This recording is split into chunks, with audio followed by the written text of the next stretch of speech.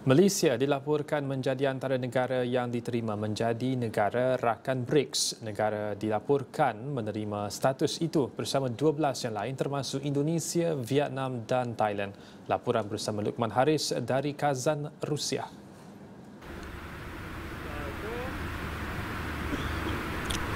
Terima kasih rakan tugas di Bukit Jalil. Baik, itu adalah laporan yang berlega di media sosial dan juga di portal-portal berita. Bagaimanapun kami di sini di Kazan, Rusia masih lagi belum menerima sebarang pengumuman atau makluman rasmi berkenaan dengan keputusan sama ada benar negara-negara anggota BRICS sudah setuju untuk menerima 12 negara rakan baru termasuk Malaysia. Dan itu juga tidak diberikan ataupun dimaklumkan secara rasmi melalui portal-portal maklumat rasmi yang berada di sini mahupun kepada delegasi Malaysia ataupun delegasi semua negara-negara yang disebut dalam senarai 12 negara tersebut. Itu juga saya sahkan dengan Menteri Ekonomi Rafizi Ramli yang hadir ke sidang kemuncak di Kazan, Rusia ini yang mengetuai delegasi Malaysia. Dan ini kata beliau.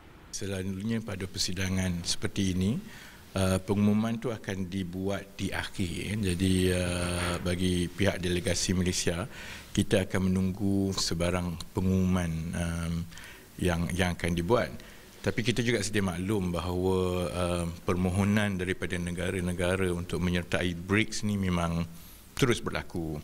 Jadi pada setiap kali persidangan di antara negara-negara asal BRICS, satu topik yang selalu diperbincangkan ialah mengenai mekanisme untuk menerima masuk anggota-anggota baru yang memohon. Jadi besar kemungkinan perkara itu ada dibincangkan dan di pihak delegasi Malaysia kita akan menunggu sebarang pengumuman dalam 2-3 jam lagi daripada sekarang.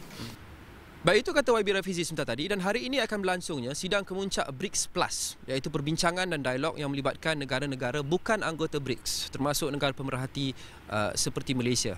Dan di situ juga negara-negara pemerhati termasuk Malaysia ini akan memberikan ucapan kenyataan negara. Dan kenyataan negara Malaysia oleh YB Rafizi dijangka akan disampaikan kira-kira jam 5 petang waktu Malaysia atau 12.30 hari waktu di Kazan, Rusia.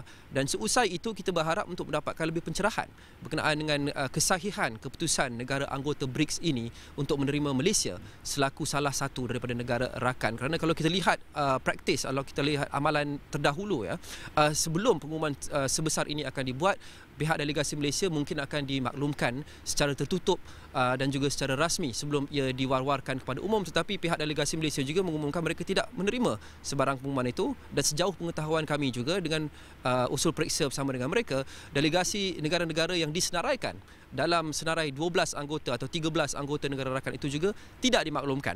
Jadi ini kemungkinan buat masa ini adalah keputusan yang dibuat secara unilateral oleh 9 negara anggota BRICS dalam sidang kemuncak semalam yang hanya disertai oleh mereka tetapi tidak disertai oleh negara-negara bukan anggota. Apapun kita berharap ia adalah benar.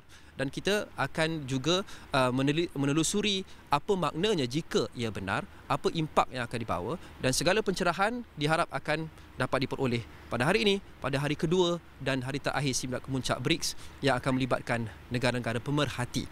Baik, itu semua kami akan bawakan sudah tentu di astroawani.com dan juga di bulletin-bulletin Awani yang seterusnya sejurus selepas kami menerima makluman rasmi.